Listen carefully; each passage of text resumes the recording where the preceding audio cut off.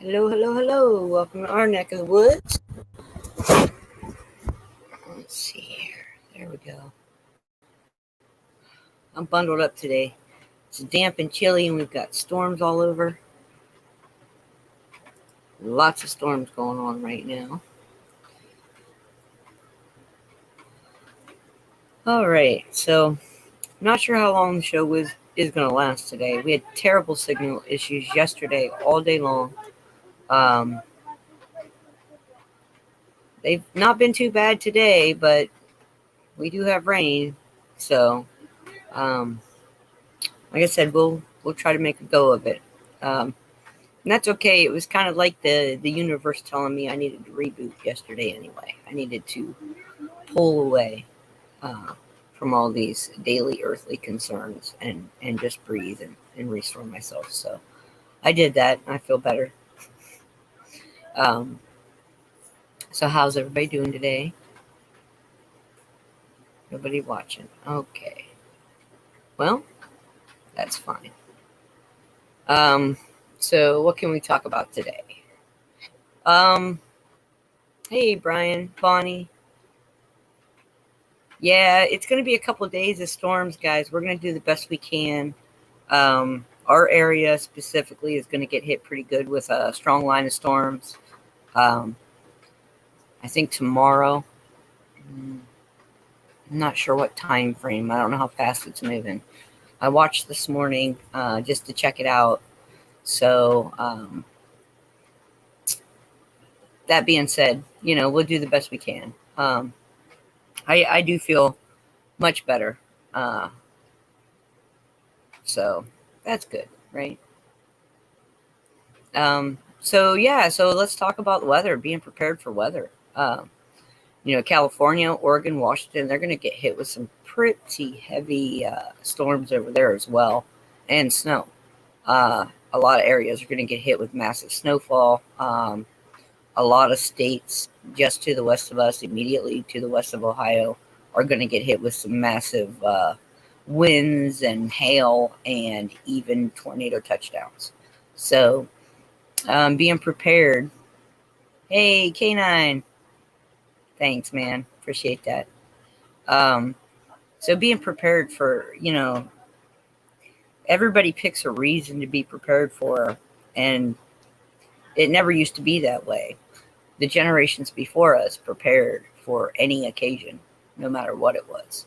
And there was a time where you prepared for the seasons. There's a time that you prepared for for dangerous weather season, anything like that, right? And you just had your preparations just in case, and they were just in cases. They were to feed you and your family through the winter, um, to sell to your neighbors in case they needed something, that kind of stuff. So, so let's talk a little bit about things to keep on hand. Food is not your only thing to be prepared. Don't forget you need a certain amount of medical supplies, to have on hand. You need a certain amount of baking goods, things that you can put together into a meal for your family um, without having to go out and scrounge about. Um, Certain personal hygiene needs, certain you're gonna want to make sure you got trash cans or trash bags on hand, um, for a variety of reasons. But try to get into the habit of recycling what trash you can recycle, or upcycling items that can be upcycled. And then um, it's less waste going into the bag, going into a landfill somewhere, right? So all those are things that we should consider getting ourselves prepared for, because um, if you were, say, trapped in your house for several days due to bad weather, um, who you think's taking that trash bag out, right? Right now, nobody's going out there. So those are just things to be thinking about. How do you do that? I know here in the wintertime, If we know a big storm system is coming, we make sure that the trash bag is as full as it can be, and we take it out. We make sure that we have the emptiest trash bag we can before big storms hit, because we don't go out in the big storms because we live in the woods. So in big storm time for us, a tree could come down at any minute anywhere. So it's just something to think about. Your location plays a big role in how you're going to prepare yourself. But preps don't always have to be for bad weather. And that's what I think people don't understand. I mean, there was several years ago, my husband had a really nice job, and he ended up having to leave that job. And when he left that job, we actually lived off of our preparations for quite some time with no problems, and didn't have to worry about money. We didn't have to stress about food in the fridge, and all because we had prepared for any occasion. We had prepared, we had things put back. So we were able to live on our preps for quite some time without stress or worry at all. And so that made it easier on us in that, time frame, because we also had my son, his wife, and their child living in our house with us as well. So when you go through things like that, it tells you, you're not just preparing for an emergency. You were preparing for whatever life decides it's going to throw at you tomorrow, right? So to me, it makes good common sense to just have things put up and put back and put away for those reasons. Hey, Pappy, Robert, good to see you guys. I'm going to drop the link if anybody wants to come up and talk. I must confess, did not prepare anything for today because I was not sure how the weather was going to go. And I realize everybody's on budgets now. I get it. So, like, make sure you have, even if you only have beans and rice, and you've already got that put up, but you're like, what in the world? Start doing research on looking up different recipes, different ways to cook it, because you're going to get sick of eating it if you don't have different ways to cook it and prepare it. So those are things to keep in mind, right? Have multiple recipes for the same foods so that you can prepare different meals, and your family won't get bored with it. Your body won't get bored with it, and you'll be able to eat that for as long as it takes. So whatever your preps you have already, whatever food stores you have put up already, look, just go on to like allrecipes.com. This is what I've done in the past. I will go on to a recipe site, usually All Recipes, and then because they have a thing where you can type in the ingredients that you have and look up recipes. So you can just type in like 2 main ingredients, say rice and beans, right? Because that's the common thing everybody says. Oh, we've got all these rice and beans, but we don't eat rice and beans. So, well, learn, look up some recipes, find different ways to cook these things, different flavors, and use that. Hey, Ray, how you doing? How you doing? Yeah, getting Pretty some good. stuff done this week. I got my outhouse kind of thrown together. Oh, right on. Yeah, it wasn't fancy. I built out tubing and some railing connectors, and I put a metal roof on it. But it's just wrapped up in taps. Hey, right on. Got You can use, believe it or not, saran wrap, and it actually adds a oh, no little doubt. insulation. Yeah, I just put a hook in there today for a lantern for at night. Right on. Right on. Yeah, put some wood away today, covered that up. Got my winter kitchen set up. I always move everything over on the other side of the house, my winter kitchen. It's out and open, but plenty of stuff cooking. Yeah. Yeah. So I've been stocking up food for the last couple of months, so pretty good selection of canned food and stuff. Right on. Get some more rice. Right on. I keep writing down something I want, so I got me some canned meats, I guess, just in case. What you people have been up to? Oh, just trying to get stuff wrapped up for wintertime, getting the wood all put up, and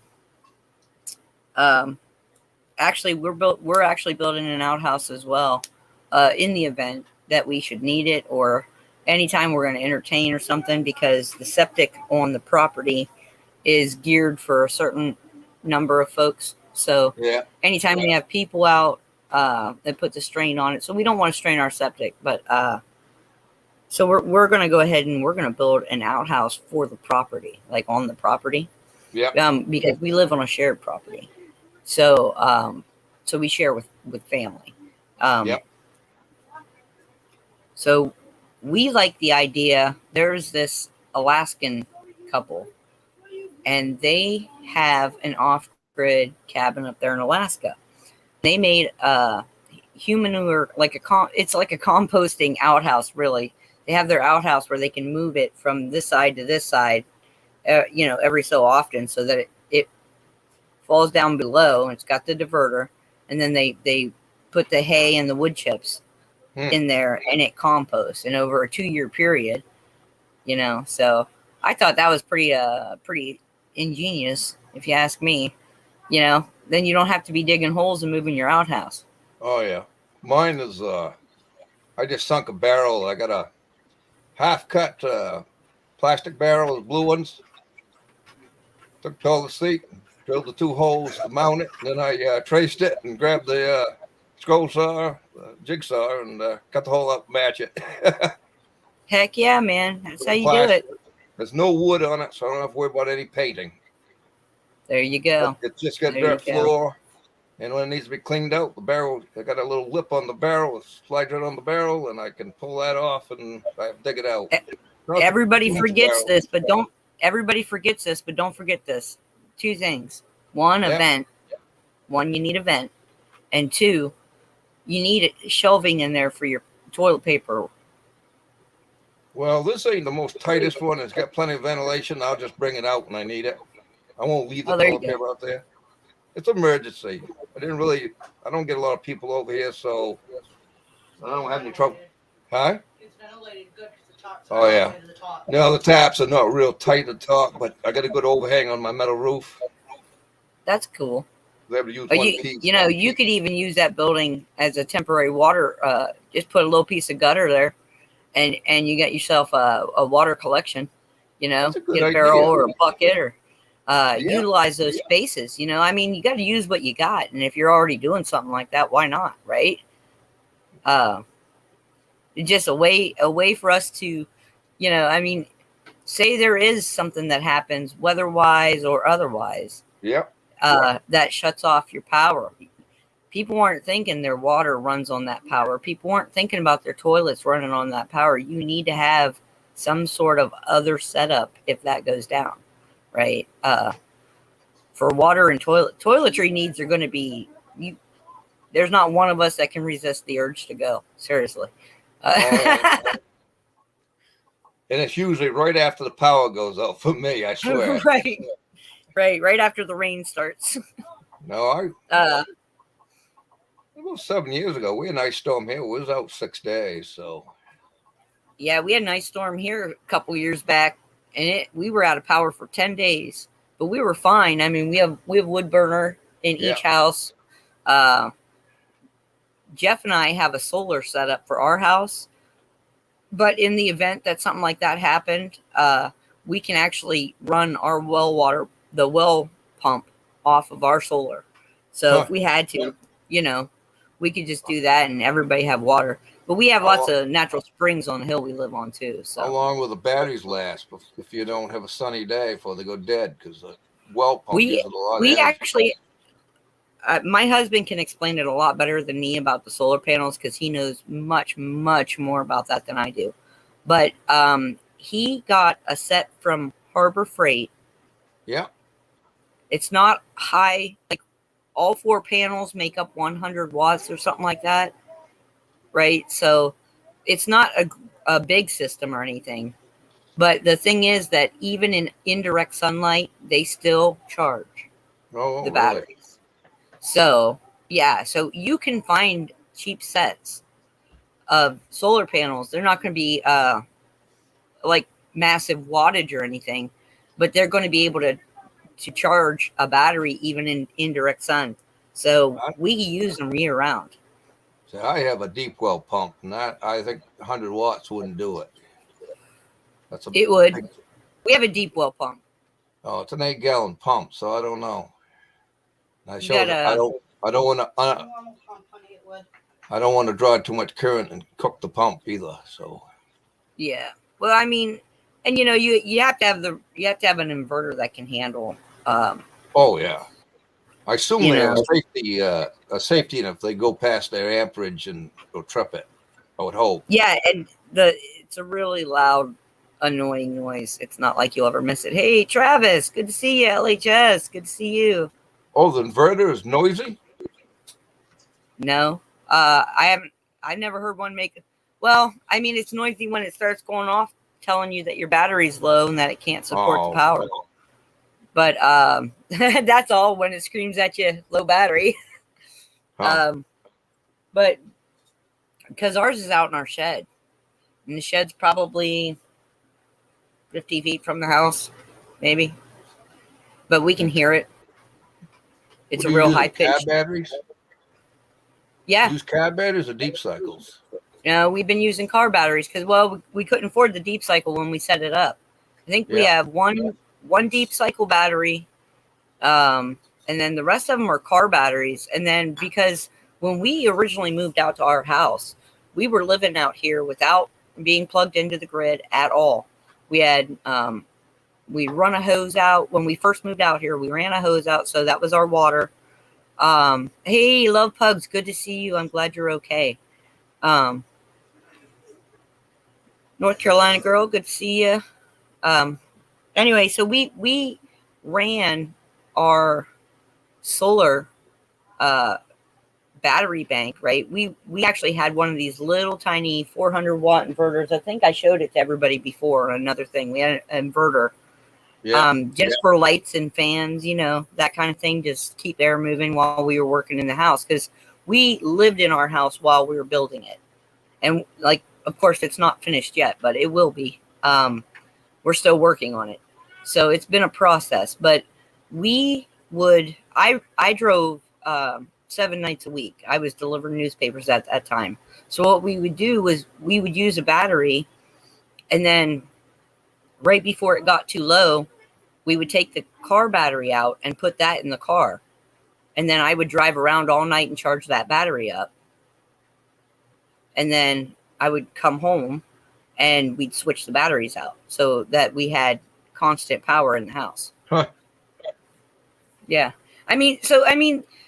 People, when they look at these solar things, they look at availability for power. They look at all these different things.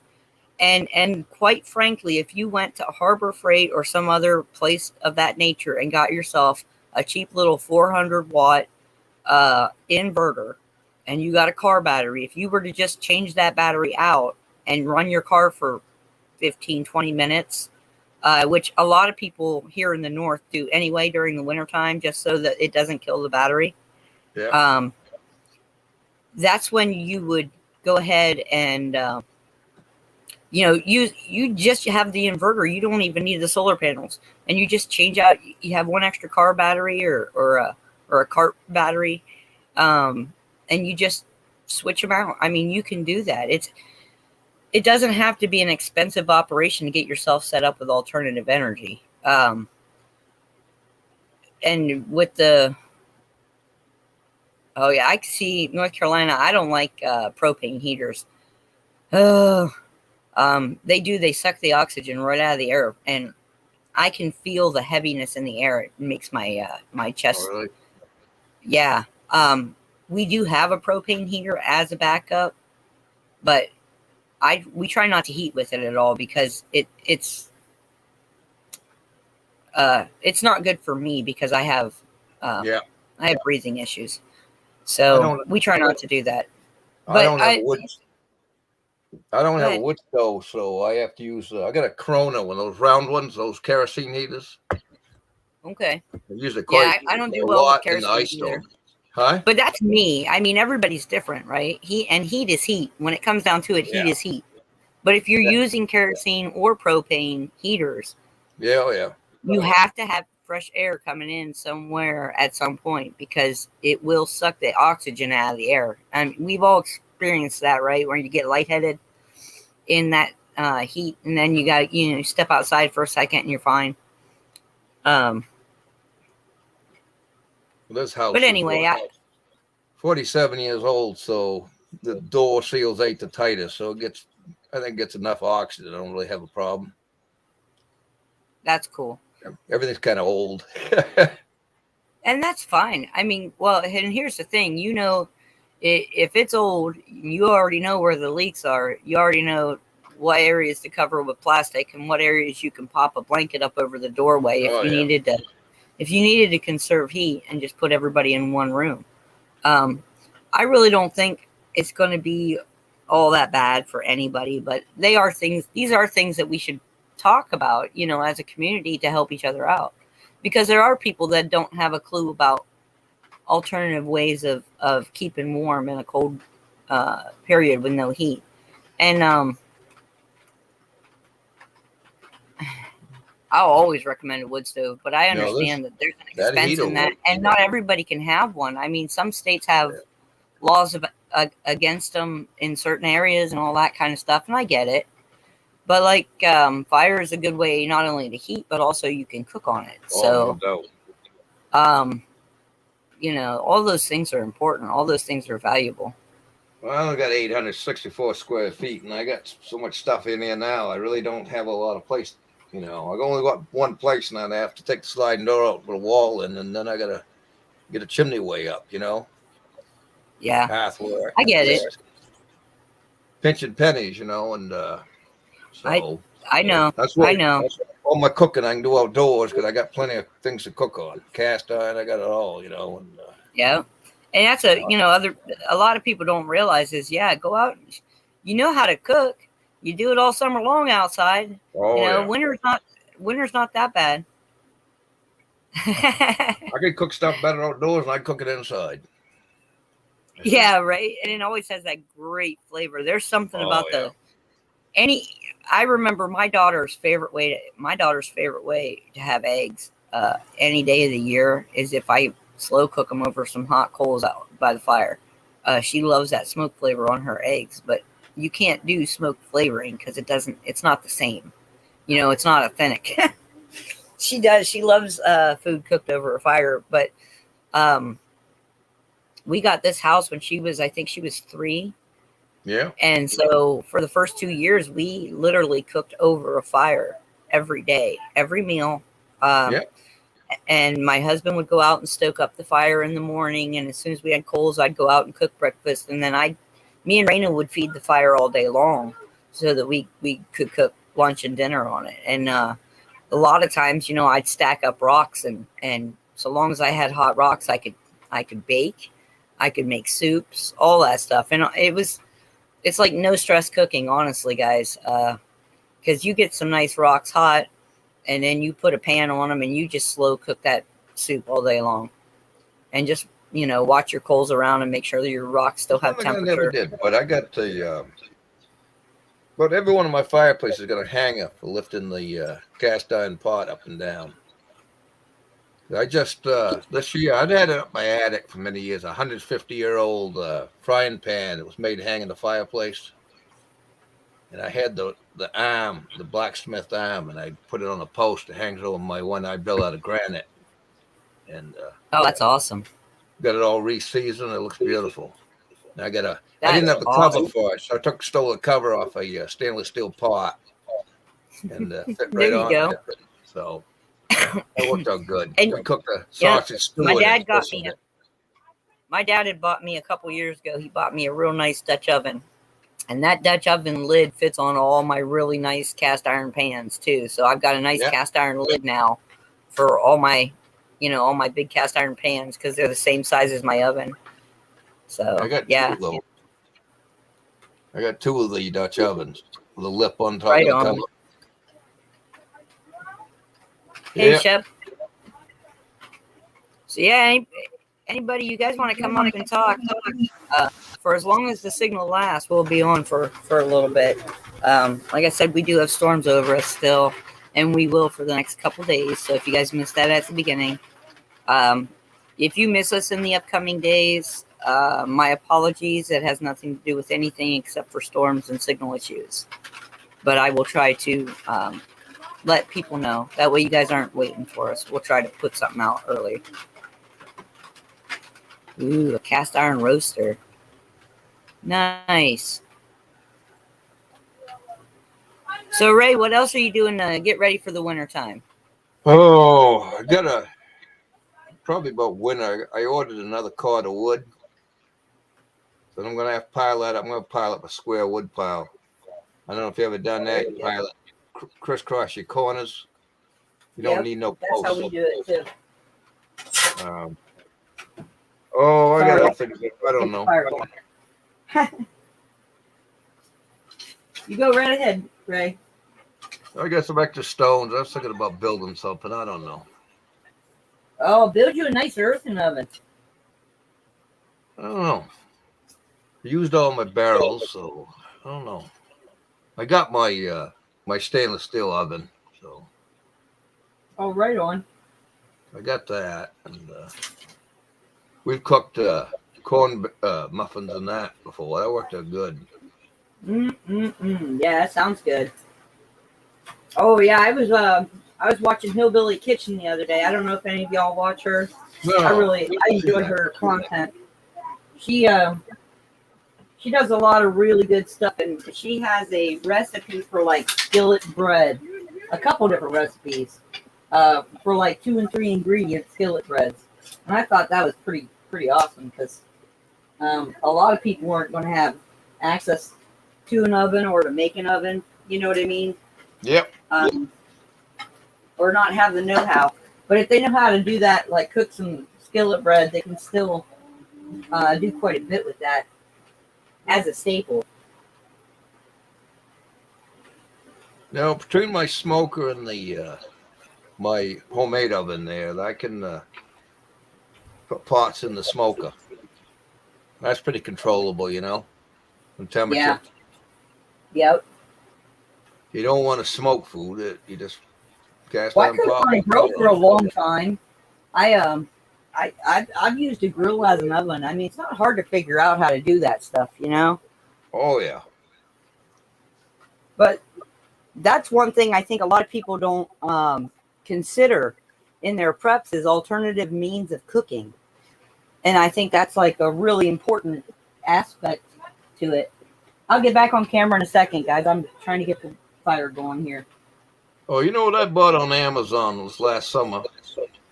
I bought a rigging. I don't backpack, but I do have a bug out bag just in case. And I bought this little fold up cook stove. You put twigs in. So Nice. That's 3 or 4 like a keg. So I was curious about the company after I bought it. It was well made. I said, "Oh, it must be made in China." It was made in the States. I think I paid like $34 for it. You know, surprised how well made it was. Yeah, that's nice. And that's something else. Always, if you're shopping online, there's nothing wrong with shopping online, guys. But make sure you're getting it from a source, place in the continental United States. With all the shipping problems and stuff out there, if it's not already in a warehouse sitting in the United States, it's going to be a while. Usually Amazon will tell you how long it's going to take you to get it before you order it. So if it says it's going to take who knows how long, it's out of stock, you might not bother. They'll usually give you an idea if they've got it in that, what I've seen, you know. I even bought another rig this year. Probably give people the shivers, but I did buy a Geiger counter. You know?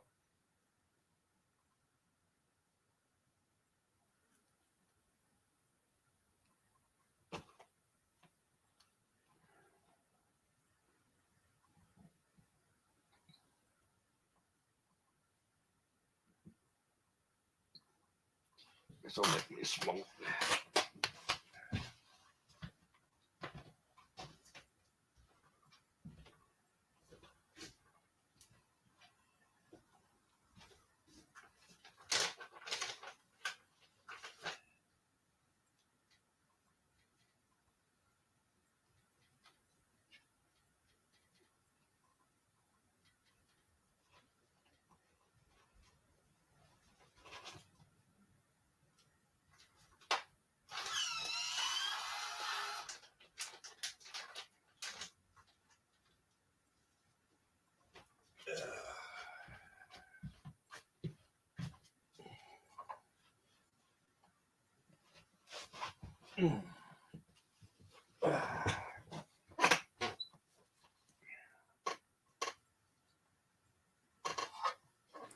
Ha! I was talking to everybody and I was muted the whole time. Sorry about that, fellas and ladies. Oh, really?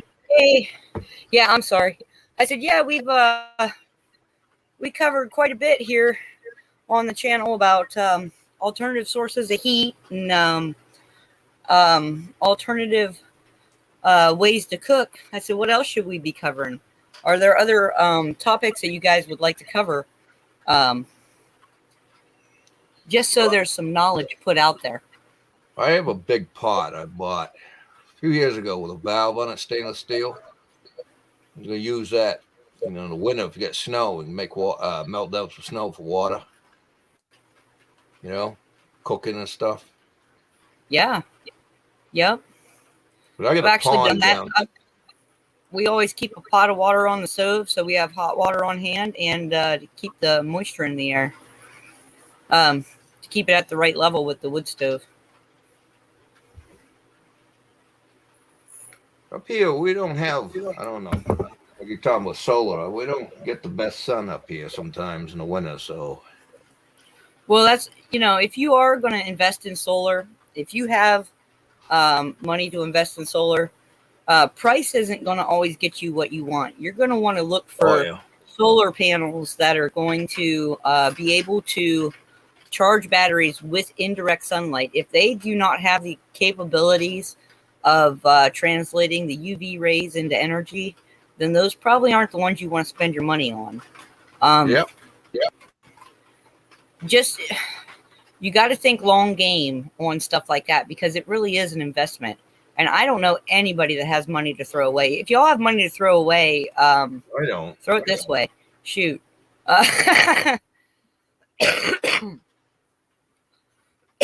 Yep, Dutch oven on a campfire. I did have some good news. I don't know if you watch Sage. You probably do. Sage, the guy does logistics for shipping. When I can, I do. Yes, I do. I watched them last night. How they're having trouble in California. Well, apparently the East Coast ports are running pretty smooth. So I wondered, now that I understand why, because my stores around here, Hannaford's and stuff, I don't know if you have Hannaford's down there, but it's pretty well stocked. I noticed a few drugs were out of stock, but. Well, I mean, I'm really blessed. I live in the middle of Amish country. So a lot of like box store, like we have a Walmart in the nearest like big town. They, I guess, are running out of some stuff, but all the stores that buy locally from all the different farmers and farms and dairies and cheese companies and all that good stuff, none of them are out of anything. We have so many, there's so much in this. It's like its own little eco bubble where I live.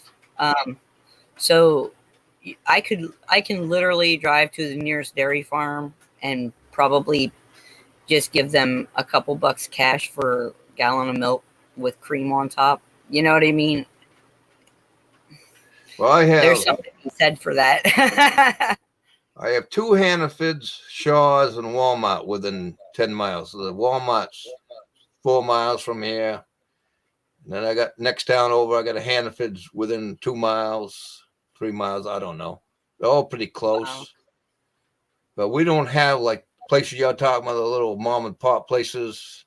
Yeah. They do have a farmer's market up at the park in town. And, but, Yeah. Yeah, I've been hearing a lot of stories of the shortages, but I haven't seen it here yet. I'm not going to say it's not going to happen. We haven't seen it here yet either, as far as that goes. Hi, Anna, Shep, Tim, somebody else new that just came in. LHS, I said hi. Dorinda, hi. Hi, everybody. If I missed you, I'm not trying to miss you on purpose. I promise. That's something to think about. That was, I think, part of the reason why my husband and I chose this location is because the Amish community, I mean,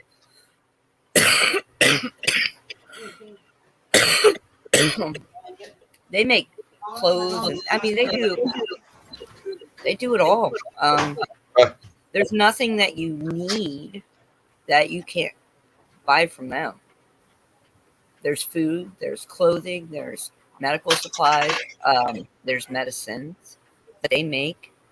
Um, and so I'm really blessed to live in an area that has all that. And we have local people that do their own essential oil lines, and they're sold locally in the Amish stores. We have local farmers that sell specifically to these stores. We have restaurants that never shut down because they got all their meat and their produce locally. So, I mean, real blessed in that. And, I'm not trying to rub that in. That was part of our preparedness plan, to be in an area that had the capabilities that we would be interested in that scenario. If something were to happen, where are you going to get new clothes when you need them? Where are you going to get this food or that food, or the ability to make those things? Yep. So that's another thing. Knowing how to do, I always try to look for recipes for like salad dressings, right? As an example.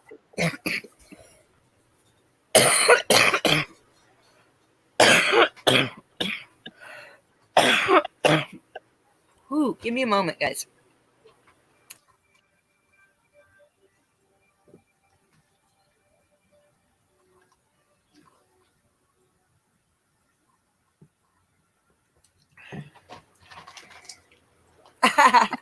Yeah, love. Yeah, they are. The restaurants down here are. And we actually worked for a couple of them. They're real good people. They're real good folks. They really are. And if you eat at Der Dutchman, love pugs, if you eat at Der Dutchman in Walnut Creek, for example, that pie crust, that's my recipe. I had the honor of being able to improve one of the best known bakeries in our area. They're really, they were prized for their pies, and they have delicious fillings and everything, but their crust was terrible, I thought. And so when I worked for them, I worked in the bakery and in the kitchen. I worked 2 places because that's where they needed me. So that's what I did. I worked second shift in the kitchen and third shift in the bakery. And I was in the pie crew. And we actually changed the pie crust in that bakery, and their sales went through the roof. I mean, they were already the best known bakery in the area, but they just super went through the roof after we changed the crust recipe. So best apple pie I ever had in my life is my mother's. She don't make them much. Oh, right on. 80s now, and she had perfect crust, and she'd heap the apples up so they were rounded. I've had other apple pies, paid $10 for them. The bakery never come close. She'd always, after dough, she'd make little cinnamon rolls. Throw them in a bag. Oh God, yeah, good. And I mean, like I looked up how to make baking powder because stuff like that. I wanted to know, how do I make my own yogurt when I can't go to the store and buy it, or when it gets crap in it that I don't want my daughter to have, right? But the probiotics in yogurt is very healthy for her. So we look up stuff like that. We look up how to make our own baking powder, so I know what ingredients I should have on hand in order to make that. And really, it's quite simple. It's baking soda and cream of tartar. It's so epically simple, and yet you buy that little can of baking powder off of the shelf, and it has aluminum sulfate in it. I don't aluminum. No. So I mean, yeah, I am rather proud of that, Tim, actually. Why are they putting Um, aluminum sulfate in the baking powder? it's just another way. Here's the narrative on the aluminum sulfate is that it's an anti-caking agent. Um, but really, aluminum helps poison your pineal gland. Oh, I figured it ain't good for you. No, it's not. It's not. And that's why they used to spray us with that in the air all the time. Um, so yeah, Tim, I'm super proud of that pie crust thing because how many English folks can work in an Amish restaurant and change something as sacred as their baked goods? Because I'm gonna tell you, them Amish women take a lot of pride in their baked goods, a lot, and they have every right because their baked goods are delicious. But yeah, aluminum said to be linked to Alzheimer's. But you guys, we can learn how to make all those things that they keep marketing to us. We can learn how to make. What did our grandparents do during the Depression when they couldn't go out and buy a little can of baking powder? They made it. They made it. It was simple, and it's like, well, heck, man, now I can do it, and it's even healthier. You know, some of those things that our grandparents used to do, or the people during the Depression era. Those are valuable lessons that we should all keep in mind. We cannot forget those parts of our history because even if there's not some major catastrophe or weather event or grid shutdown, things happen in life that prevent you from doing other things. And if you don't have these skills or you don't have these notes put away in a book somewhere or something, how are you going to carry through that period with less stress? And so that's really what our ancestors, if we think about it, that's what Depression age people teach us. And we have to start listening to our elders. There are many, many valuable things that they taught us that we didn't even realize they taught us. I remember when my grandma would make me tea, different kinds of tea, and depending on how I was feeling. My great grandma Buckle was great for that, though. And she'd make those poinsettia cookies every year. What are they called? Pizzelles, with the licorice and the anise. And like, you can't find things like that anymore. But there were reasons that our grandparents and great grandparents made these things, because they would help with different ailments at different times of year. And that's why they became traditional foods for those times of years. And I think it's really, really important. Boy, I got that fire going real hot. Now, my father was brought up on a farm, and back in those days, because my father passed away now, and they had a nice house. So pretty much, I don't think they really were, wasn't affected that much by the Depression. Because my father was born in 1933, it was after it, but the farm was pretty self-sufficient.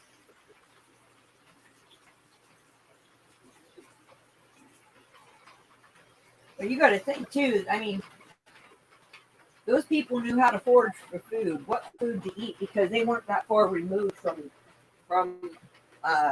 knowing what we call as weeds. For them to be able to say, nope, this is medicinal, this is edible. I can make a salad with this. This will make a good green to have for dinner tonight. That type of thing. Absolutely. Yeah, I bought a couple books on it, but I'm not sure it really covers a lot of stuff I got around here, Well, and that's if you're going to buy books are great too, because I mean, then you have yourself a physical copy of something, that you can take that out with you. It's got pictures, it's got definitions, It's got explanations and descriptions, and those are all very important. You guys don't forget to read those descriptions, because in nature we have lookalike plants as well. Yeah. And those lookalike plants can a lot of times be harmful.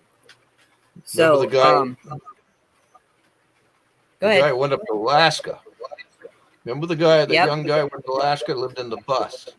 Yep. Well, Yep. he was getting sick, and he looks at his book and he goes, "Oh, I ate the wrong one." And he couldn't get across the river because it was too high. But the thing about books is when you buy books, you need to buy books that cover plants that are in your area. And you Yes. can get some there are some really decent books that cover the continental US, but you're not getting a whole bunch of like definite information. Actually, let me see here.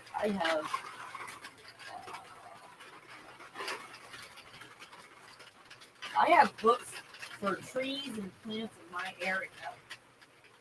But they also cover like this one is Eastern North America.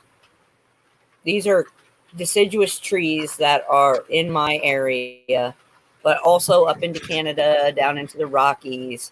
And it tells you though, where you're going to find these trees, and then like it has got multiple colored photographs for identification, so you'll be able to identify the trees in any season, right? Yep. So you can identify it by its bark, by its leaf, by by multiple things, and that goes the same with any plant, not just trees. Any plant, you need more than one way to identify a plant.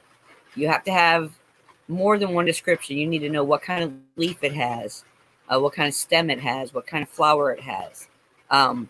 All those are going to give you clues to what type of plant it is, what it's used for, whether it's medicinal or edible. All right, Bonnie, have a great day, honey. I love you. Stay safe down there. Yeah, mine is Northeast Foraging by Lita Meredith. The other one is Foraging for Survival by Michael Hawk and Douglas Boudreau. I got those on Amazon. I probably should get some more, because if you don't have any power, you don't have the internet, you're out of luck. Exactly. You can't Google it. Yeah, so that's why. And it's good to have. Yeah, it's good to have a physical reference. And I have one for plants for my area as well. So I made sure that when I was before I purchased the books, before I spent the money, because money is a very precious commodity around here. So these are investments. When my husband allows me to buy books, they're investments for our family and for our future. This is a piece. This knowledge right here could it potentially save lives someday. Or it could just be a relearning of things that are lost. So a lot of times during the spring and summer, I will send my daughter outside with a book, something like this, or the plant book. And I will have her, like, you can't come back in until you found and documented 5 plants, right? Or 5 different trees or whatever. And I don't care if they're the same ones you did last year. I want you to see them in a different light every time. So she does that. And that's part of what we do for her schooling, is trying to teach her the plants that are edible, the plants that are medicinal, things like that in our area. And since she's been very little, I've been teaching her lightweight foraging skills, like the things that she could just pick up and eat, and where to pick them up from and where not to pick them up from, because that's always important too. So, just because I felt like it was important that she knows those things, I don't want to see that knowledge get lost. And it has been, to an extent, erased from the collective memory. But I think a lot of people are trying to bring that back. And I think that's a good thing. I think that's probably closer to how we were intended to live in the first place. So books are really important, but what's more important is that you get books that pertain to where you're at, or where you're going to be at if you plan on moving to another location. And you don't have to get them state specific, but you should see, like, is this eastern thing because I know certain areas have way more evergreens than deciduous trees. And like our area, we have way more deciduous trees than we do evergreens. Um, so, if you have a book that's full of pine and spruce and juniper and you live in Ohio, maybe not the right book for that, right? So, you guys, before you put money into books, make sure that they're going to cover the area you're in. That's all. I got a question for you. I keep hearing Okay. about pine needle tea. Is that like a white pine needle? Yes. Or white pine? 'Cause that's what I got White around pine. here. White pine. What do? Put the pine needles in the water and boil it, or? Yeah. Yep. Bring it to a boil, and then you just let it sit in there and steep, and you can drink it like right out of the pan. You can just. I don't know that I'm sure there's a measured recipe somewhere, but anytime I've ever heard of anybody making white pine tea, they actually just take like a handful or 2 handfuls in a pot of water, put it on the stove, and then they just drink it all day. And the other thing about that is knowing what that medicine is. The component in the white pine needles is sumarin. That's what helps with the taking off the coat. Doing what? The taking off the coat. You know how your animals will take off their coat and grow new hair every year during the seasons? Okay. Because I think that's a trigger word now. I thought I heard somebody say that, so I'm just going to call it taking off your coat. Oh, the trigger words now. Oh, yeah. Ain't that something where we've went with this? No, the code words.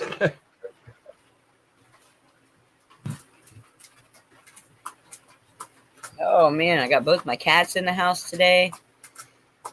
Yeah, we got a kitten now. I haven't had a cat for a while, so Aww. on my lap, but it wants to play and scratch and. Right on. Kittens are amazing.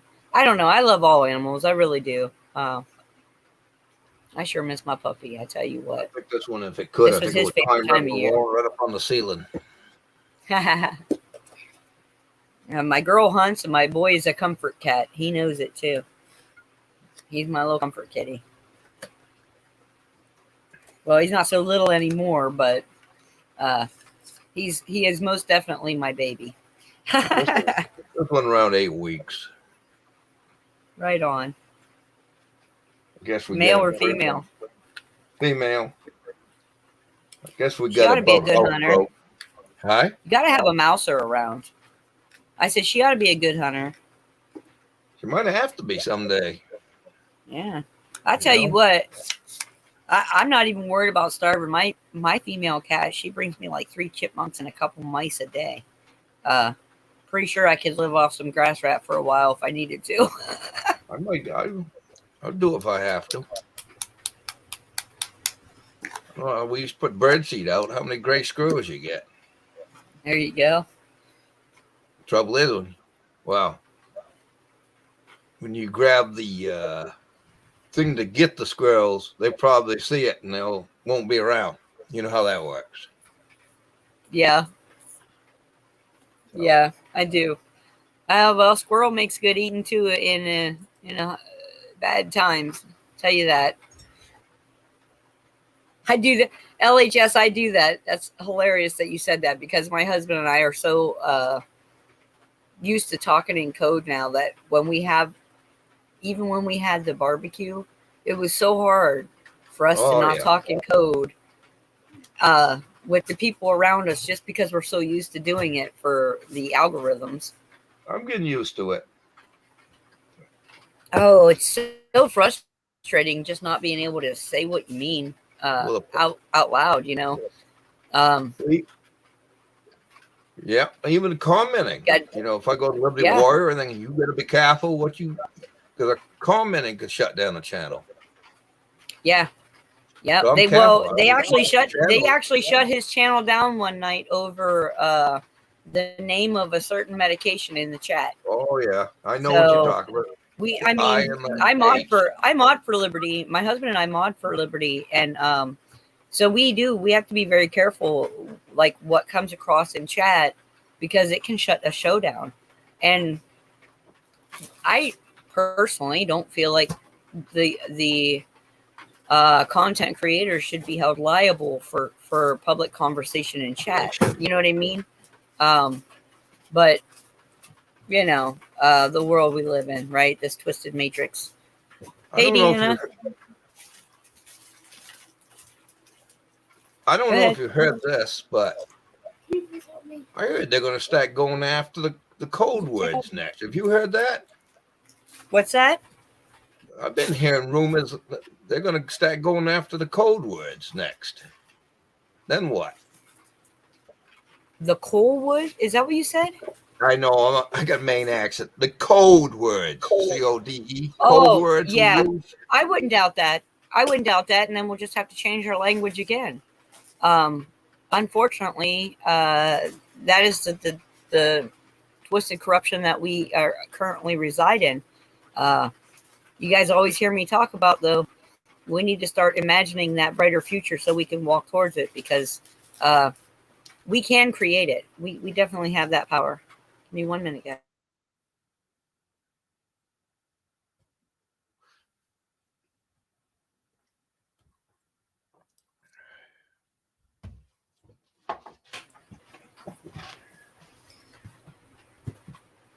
So yeah, I think that's great. You got that set up already. That is fantastic, Ray.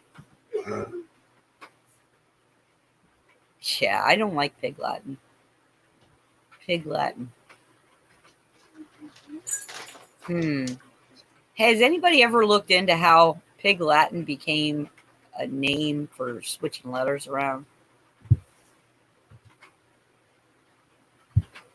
I'll have to look into that. That's one of those origins I've never looked into, but I think I want to.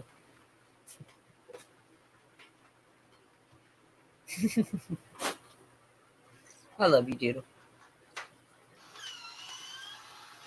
So where do you guys want to go from here? Anybody?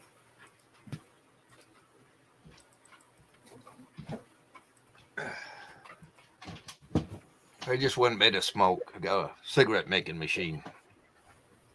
I have one of those too. It's electric. There's mine. Oh yeah, no, I got the electric one. Cost me $90, but I've had it for 4 years or longer, and it's made a lot of cigarettes. This cost me, I think, $8, and I've had it for I don't know how many years, but no electric required. So grid down, I can still have my cigarettes. Oh yeah, I gotta get a portable one just in case there's no power. Yep. That's right, Robert. Living in fear is not living, and we cannot live. We cannot even entertain a spirit of fear at this point in time, I don't think. And I think most of us are more than capable of rising above that, right? I think I'm for sure about it. Anybody that's visiting here has already risen above that. And I know y'all hear me remind you daily. We cannot live in fear. We feed their machine when we do that. So being prepared, even just mentally, even just emotionally, being prepared in all the different manners that there are to prepare, it doesn't mean you're not going to have a hard time dealing with something that comes. It simply means that you are more prepared, and so that you may not only be able to help yourself out of a tough situation, but you may be able to help others out of a tough situation just with that prepared mind, just with that prepared heart, just with those prepared things, food and whatnot. So, right on. Oh, Anna, No, what's going on? Go ahead. I don't live in fear, but I stay vigilant. I don't do mainstream media. I'm always trying to find that's probably a trigger word too. But I'm always trying to find alternative news. That's how I found Mike on Liberty. And I watch Jeff there, Riddle. Riddle. Yeah. I just started kind of watching the guy. He's kind of funny. This Montegraph. You ever watched him? You ever watched Yeah, that guy? I have. I think He's I kinda- have. Oh, he's kind of a wild one, but he's entertaining. He went on a rant one day last week. I think he said about every word you could say in the book. But I'm always trying to get news. I want to know what's happening. But it seems a lot of regurgitated stuff now. That's the only trouble. Yeah. I see now, me personally, I feel like a lot of the news, even the alternative news, all the things that are happening right now in our world, I feel like that's the surface. Yeah. That's the for me, that's all surface stuff. For me right now, I'm diving deep spiritually. I want to make sure my connection with Creator is concreted, intact, and that I'm living my purpose. That's what I'm trying to do. But I had to let go. I mean, I used to be the biggest news hound you ever met. But I had to let go of that surface stuff because it was keeping me here when I wanted to go deeper. You know what I mean? So I had to let that go in order for my real journey to begin, I feel. And man, I've learned so much. I've uncovered so much. I have come to such a deeper and better understanding. And so now none of the stuff that they're putting into the news has any effect. I feel no fear from it. I feel no disruption, no upsetting, none of that. You know what I mean? None of it can affect me on that deeper level, but I had to take time away in order to get to that deeper level where it couldn't affect me. Yeah. So I think that's important too. And I think a lot of people, not you, Ray, I'm just saying, but a lot of people are still so caught up in surface that they're not allowing their spirit to have a break from all that chaos, right? All that up and down and back and forth and good and bad and this is coming and it just builds and it feeds that machine. I'm probably guilty of it too. So, I mean, it's, I think, healthy to come away from it, even for a day. Yeah. Even just for a day. Just come away from it for yourself. Do something for yourself. If you feel like you really have to be on YouTube, look up healing frequencies and just put that on in the background while you do something else or read a book or do that thing that you've been putting off, you know, whatever it is, right? And take a day away from it and breathe. And I think you'll feel such a difference, such a quieting of your spirit. You know, you'll be so much more in tune with things. You'll be in tune with the different energies coming at you. You'll be okay. You know, it makes it riding the storm a little bit more enjoyable. It's like your shock system, you know, your shocks on your car, right? Yeah. You got Cadillac shocks and then you got like Honda shocks, right? I mean, the difference is big. So on how smooth your ride's going to be. So me, I have back problems. I don't like bumpy rides. I like good shocks. So for me, every once in a while, I just have to completely disconnect. And then when I reconnect, I'm better. I'm more peaceful. I'm more leveled out, you know, and then I'm able to get messages across. I'm not speaking from an emotional place where I'm up and down and chaotic and all that. So I feel like yesterday was kind of Creator's way of going, yeah, no, you need to unplug today, because I had crap signal all day and I couldn't do anything yesterday. I got kicked out of LWN Outdoors in the morning And from that point, my signal was that bad all day. Nice. So it was just like, okay, well, just unplug then. I know what you mean. When something goes wrong, it seems like everything just one thing right after another. Yeah. Yeah. Yeah. So, I mean, when you start feeling like there's an avalanche, take a step back. Just take a step back, you know, take a day off. Turn off your phone, turn off your computer, turn off your television, turn off any source of that, and just go breathe. Go take a walk in the woods. Go check the mail. Read a book. You know, do something that exercises a different part of yourself. So yeah, I think we all need to do that, and I think that the way everything is coming to these different little points everywhere, you know, these um,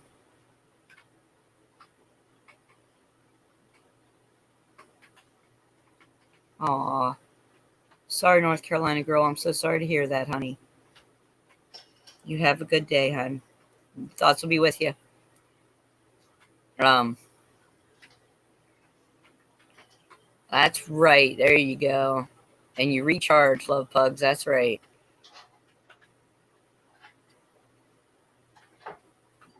I do the coloring book stuff too. I love those coloring books.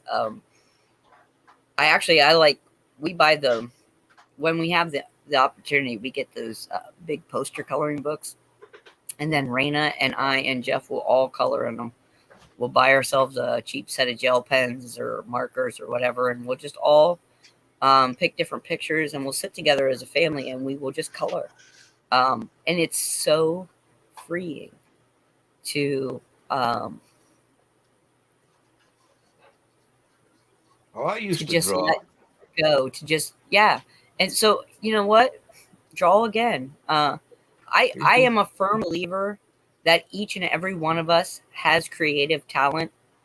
Um, Everybody's is going to come through differently, but I'm a firm believer that we were each given those gifts from our creator, and that if we deny using our creativity, we're denying that part of creator that he gave us. And so that if we can do more towards being conduits, you go here out. Really creamy, right? Oh, super creamy, super good. You know what I did a while ago? Go ahead. I collected a whole bunch of Erector sets. I used to play with Erector set when I was a kid, and I got a whole collection of them stacked, and they've been put away for quite a while. And I grabbed them the other day and started putting together a truck. And that's kind of in the same boat. You got to think how to put it together, and you run into obstacles, and I want to motorize it. So I would say don't be afraid to try and view the world through the eyes of your inner child, because through that lens of perception, we all remember every good thing as a child, right? Every good thing that happened as a child, that's the bit that we look back on in fondness. A lot of people didn't have great childhoods, and that's okay. But what you can do is, you remember that sense of wonder that you had about things when you were a kid? That's the lens we need to be looking at our world through that wonderment. Be grateful, have an attitude of gratitude. Be grateful that the creator gave us this beautiful place, right? yep. With lands and seas and finned and furred and four-legged and feathered and everything that's around us. Really, really, really need to start living our lives through the lens of perception of wonderment, because we can create. Creator gave us that ability. We can create the world we want to live in. And the world we are living in was created by people who controlled mass thought. You think about that for a minute. all the fear mongering that they have done for decades and decades and decades, all through vaccinations, through illnesses, through television, through horror movies, through writing, through painting, through all this stuff. Take those tools back, because those were tools that Creator gave us for the good of humanity. Let's take them back and let's show them how beautiful our world really can be. And I know it's hard, and I know it's a process, but we all need to start creating that world in our minds and in our hearts so that we can finally be there. Because the more power you give to anything, right? And there's a reason that I don't talk about the, well, heck, there's no other way to say it, the Satanic Club. There's a reason that I don't talk about those folks, because I don't want to feed them my energy. And talking about them, conversating about them, for me, is me lending my energy to that idea and amping up that fear or that disconcerting feeling, putting people on edge.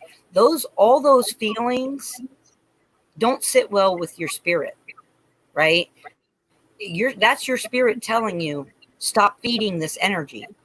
So for me, I don't talk about it because I don't want to feed it. I'm not going to feed it. It doesn't get to live off of me. I'm not going to be a host for your parasitic bullshit. And so for me, I try to keep where it's, I'm trying to, and I have a great example because I have a 10-year-old. So she teaches me every day how to look at the world in wonderment, how to see new things, how to see them through a new lens, how to see beauty in things that I don't normally think are beautiful, right? So if we pay attention to that, or even most of us, I think, are parents or have been, y'all have been, somebody has been around kids, or you remember being a kid and that favorite tree you had to climb, or that favorite creek that you walked through when you were a kid, and the feeling, the freedom of just being able to live life, roll up your pants legs and dive in, right? Running through cornfields. I know those are all common Ohio things, but I grew up here, and that's what we did for fun when I was a kid. We rode in the back of pickup trucks. We ran through cornfields. We played in the creek. We climbed trees. And we enjoyed the world that the divine creator gave us. And that's how we enjoyed it. We were part of it. And then there's also jumping in leaf piles and attempting to swim in the snow like I once did. You're such an awesome help.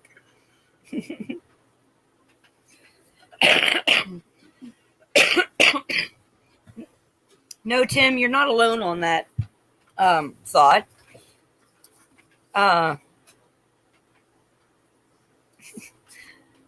But you're not alone in that thought, but you can't live there. You can't live there.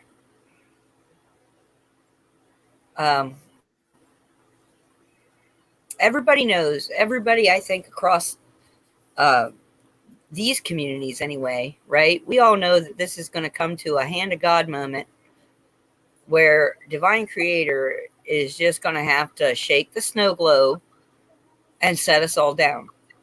Oh, that's beautiful, K9.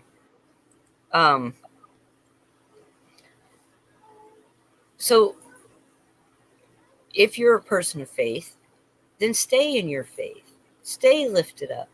Stay above the chaos, because you have the ability to do it. And I don't care what path you follow. Your path is your path. That's not my path. And that's fine, because the destination, I believe, is still the same. So all you can do is prepare your mind, prepare your heart, and prepare your household the best way that you can. Like Ray was talking about, now he's got an outhouse out there. Bam. He's covered, man. He's covered in the event that some shit goes down and he can't use his indoor toilet. He's got an outdoor toilet. It's not a big deal. And that's just being prepared. That's one less thing he has to deal with should that time come. And that's all any of us can do, right? Is just prepare the best we can. And that's it. You know, be as ready as you can be. And then the situation will determine what else is needed. All right, LHS, you have a great day, hon. I'm probably not going to stay on much longer. The rain's finally slowed a little bit here. I'll go ahead and pop the link in. Anybody wants to come in? Hey, Dee, how you doing, hon? Good morning. Good to see you. Good to see How you doing, Dee? I like your reasoning, Ray. Hi, good morning, Ray. I was watching last night on Hawk's Mustard Seed, and he played the Garments of God. And I was thinking about you so much. Have you ever seen that? No, I'll have to check that out. Is it on YouTube? Well, Hawk's Mustard Seed was playing it. It was a Trey something, the Garments of God, it was called. And he was talking about a lot of things that I've heard that you've said too, you know, certain things that I hear spiritual people say that aren't necessarily rooted in the Bible, like I am, and where we've had some of our discussions that not always, but sometimes lead to misunderstandings. And we've had our misunderstandings. And that's one of the things I really love about you, Heather, is that, you know, our heart's desire is not to stay there.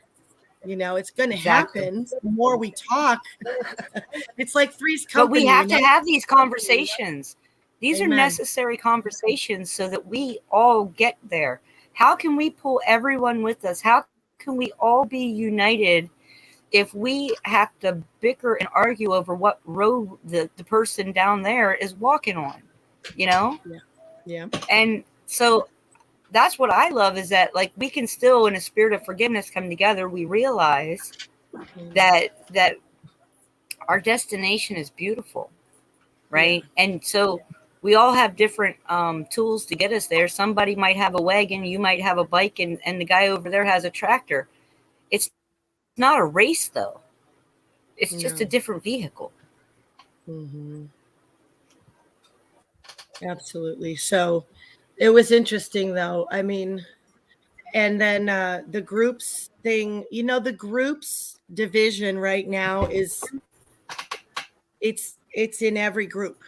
Any and every group that I'm involved in. It's not my fault, I promise. I know it seems like it, you know, I'm very controversial. Hi, Jackie. Good morning. Well, no, there is a lot of contrary and divisive energy going around right now, and it's almost like it's intentional. But it is certainly painful. I will tell you that. But you know what? You and I having our misunderstanding and publicly working it out, as hard as that is, and as much fallout that will never be recovered when that happens, because people get in their mind more than you and I do, because we have grace for each other and we forgive each other. But there is fallout when that happens, because people don't understand that is where the beauty comes from. This is where we grow. This is how we show how to, you know, we're showing how to get through it. We'll get through it. Yeah. You and me will always get through it, because I love you and I don't want to be at odds with you. I want to understand you, and you and I both want to be able to express our perspectives the way we see it and not get caught up in it. Yeah, it's going to get uncomfortable, you know. But yes, but you're absolutely right. It has to happen. We have to have these talks. And we have to learn how to come from a place of love.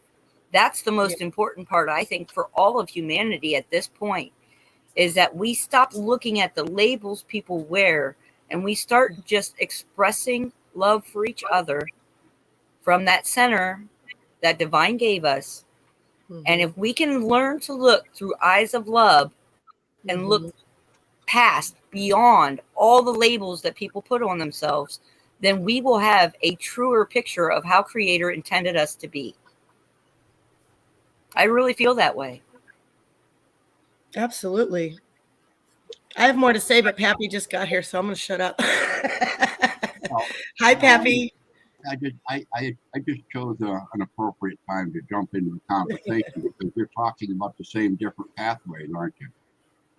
I think so. Okay, well, you know I have a teaching about that. I did not know. It's called the same different pathway, and I've used this for many years in my interactions with my groups and stuff when it comes to the spiritual pathways that people choose, you know, because that can be such a divisive subject. Yes, by design. Yes, yeah, absolutely, you're correct. Yes. I'm going to read this to you. Okay. Heather, you've heard this before. Okay, so I've heard some of your poetry and writings. I love them. Exciting. Yeah, cool. So I'll read this one here. So this has been around for a little while. So okay, cool. I'll shut my camera off so I can read it. I'm going to look at the rain while you read it. This is called The Same Different Pathway. Okay. In the time of the beginning, before the times that we are in, the Creator with all names made a beautiful lake filled with the purest of spiritual water to serve the needs of all that had been created upon the face of the earth. This water of life serves the spiritual, emotional, mental, and physical needs of all who come to drink of its goodness. All around this lake were created pathways in great numbers that led out into the world of the created, so that all living things could have a way to travel to this lake of goodness on a pathway of their own choosing. It was in this manner that the created things could use the pathway best suited to their needs. For a long time, the created things walked upon their chosen pathway and received that which the Creator with all names gifted them, and were happy and in harmony with all things. Then one day, one of the created people exclaimed that his pathway was the best way to go to the lake of goodness, and that others should consider abandoning their own pathways and using his. Now, this led to discussions about the different pathways and the differences between those who used them. As each became more defensive about their own pathway, disagreements and confusion arose among the people, and there were arguments and disharmony in that which had been created. As each group of peoples decided which pathway was the only true pathway, they divided themselves into groups and divided from each other. It was in this way that they lost their understanding of how all pathways led from the lake of goodness.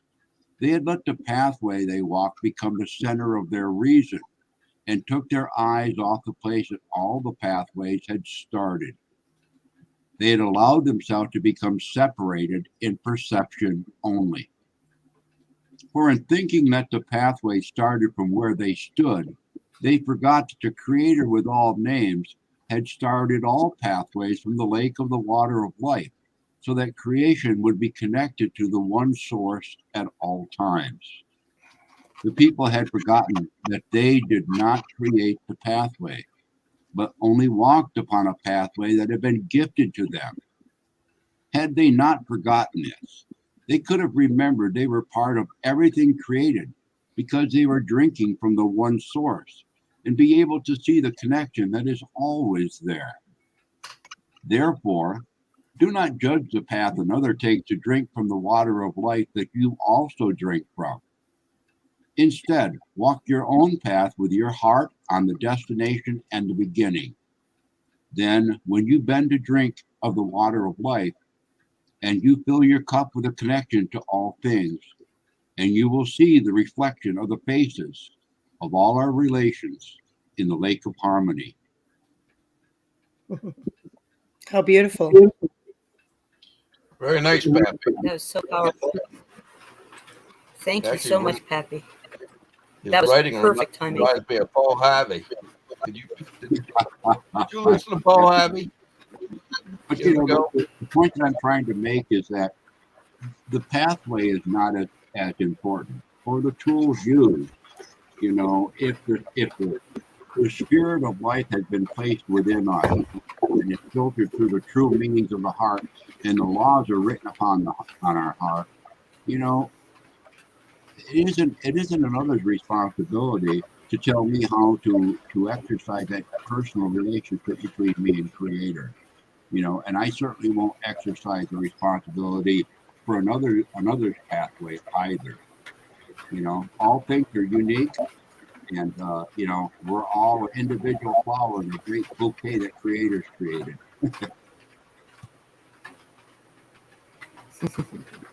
Well, I definitely feel a little differently about that because as a Christian, that here's the thing, for my journey, I was a pagan and I was doing a lot of different things, and my journey and my pathway led me to Jesus and reading the Bible, and I never had more peace or and so if I were any kind of human, I would be able to relay that message of love where I make people curious for that and not hammering them, and there's a lot of hurts that people have had with the Bible.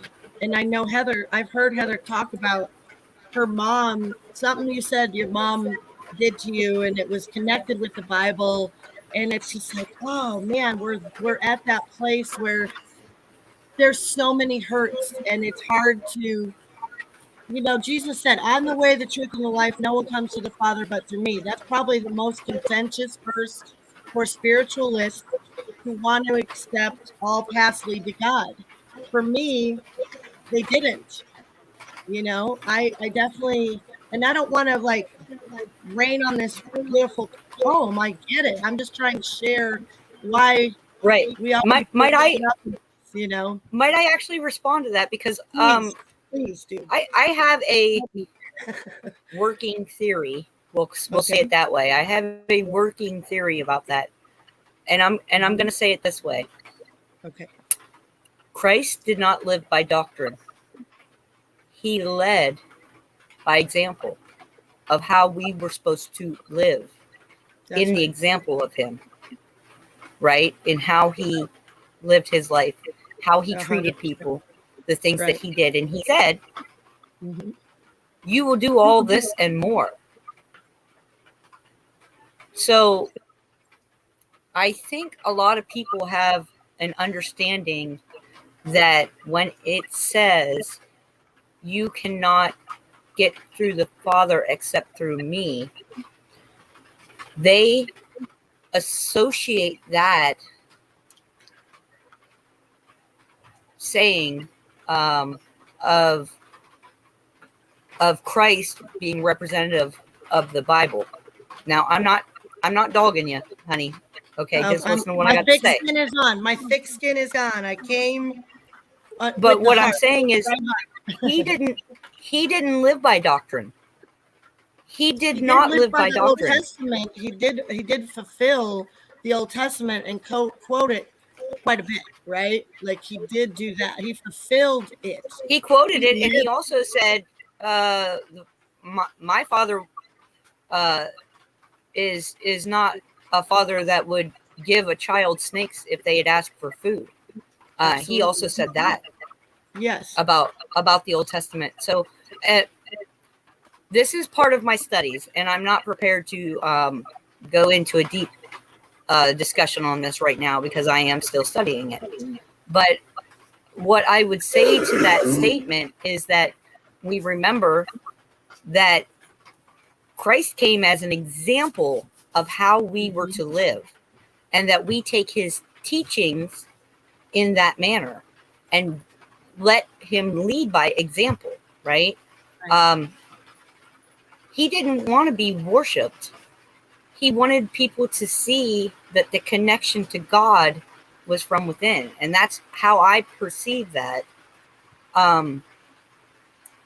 But honestly, I'm very much of a like mind with Pappy that all paths, so long as the destination is the same, I don't believe that people that don't read the Bible don't have a spiritual connection to God. I don't think that the doctrine is the only path. Like any doctrine. I don't think any doctrine is one path. I think there are many paths to God, and most of the time it comes from life circumstances that you find a connection to Creator, right? It wasn't because you picked up a good book and read it. It was probably because you went through something that caused you to pick up a good book and read it and make that connection. So I think we all come to the Creator in different ways. And I really do believe that. I really do believe there are more than one path to Creator. Of course. And I mean, I understand I understand and respect your point, and I'm not like trying to. Yeah. Oh no, honey, don't worry about that. You know what? It's my life, because here's the thing. I got to go with this one. Okay. As a, lesbian, pot growing, acid dropping hippie girl who started reading the Bible. Okay. I was, in this separate town with my current husband for 2 years. We had been deadheads, following the dead around, grew up Catholic, forsook that. That's not the truth. That's the devil. That's the woman that rides the beast, as far as I'm concerned. The Catholic Church is the whore of Babylon, in my view. It's just really bad. And so, of course, a lot of Christians get thrown in with that, because I used to ask my mom growing up, what is the difference between Catholic and Christian? And she'd say, good morning, Two Feathers. She'd say, there's not really any difference, right? So for me, when I'm talking about my journey and Jesus and all paths lead to God, that is a contentious sticking point for me, because I was trying all those paths before. And you know what? This morning I wasn't at church, and I'm glad I wasn't at church. The topic was abortion, and a lot of people walked out. And it's a heavy topic for me too. Okay. So people don't know how to deal with their sin without Jesus. In my opinion, I don't want to say people. Let me take it back to myself. My journey with the Lord and the Bible and Jesus and the one path thing, it's all because of my journey. It's not a perspective. It's actually what I lived. I lived in hell until I came to the end of myself and surrendered to God, to this Jesus who died for my sins. That's the part that I can't get away from that. So, I don't know what these other religions do with their sin, but I needed forgiveness, and I needed to be able to forgive myself and over. And people don't understand this. They couldn't possibly understand my journey, because I'm not going to sit here and tell everybody all my deepest, darkest, but it all came on very heavy for me and my husband. Our conversion to Christianity was out of nowhere. It wasn't something I wanted. I hated that God of the Bible. I was never going to read that effing book. Okay. I was that girl. So, it's so weird to try to explain this now. It just gives more fuel for people to hate me. And I don't care.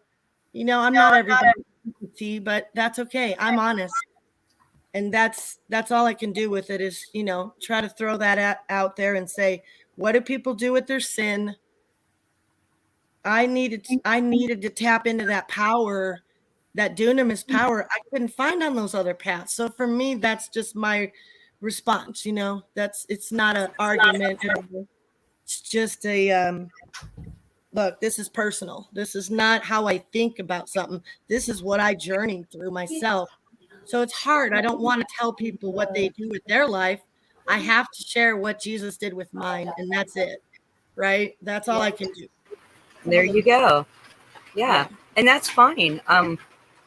because we all do have our own paths. So like I respect the path that you've had to walk to get where you are today.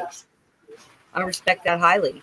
But you know, I walk a different path, but I still you know, a lot, I think you and I probably have more in common than we do. You and I have more in common past wise than we have different.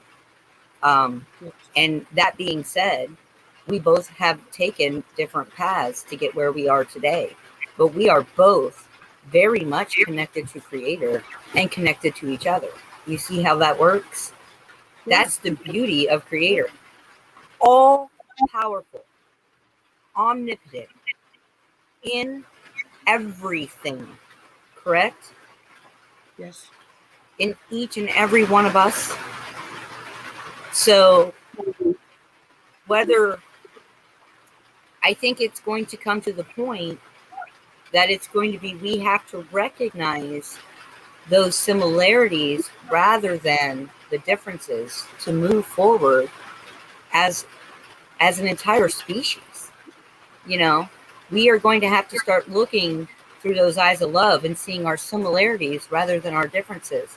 Our differences were not there to divide us ever. Our differences was to make life more colorful, was I think the Creator's way of saying, here, my children, learn from each other. Here, my children, experience life through this set of eyes and this one through this set of eyes, and then share those experiences. So for me, that's, you know, my understanding is that we are all different for a reason, but those are to be honored and respected, those differences. And that so long as we can look through those eyes of love and see how much we all have really and truly in common, how connected we really are, then that is going to be that spiritual light of divine love that we can share openly, widely with the whole world, right? I mean, not just even amongst ourselves, but the whole world. This is a whole world project. This isn't about, you know, one small group of folks or one small land of folks. This is about the entire world. This is about human evolution, spiritual evolution. And we all know it's spiritual. So I think that's how we get there. I could be wrong. I've been wrong about a lot of things in my life. But seeing our similarities rather than our differences and just using those differences as, oh man, that's really cool. Can you tell me about that? You know? Because we all have to have good experiences. Go ahead. Do you believe in hell? Not in the sense that it is related in the Bible. I do believe we can create our own hell and that it could truly exist right here on earth if we choose to go that direction. And apparently we have for some while, because I can't imagine a worse societal system than the ones that we are currently living in all over the planet. But I believe that we also have the ability from Creator to create the positive, beautiful, loving environment that we all wish to see happen. I believe we have that.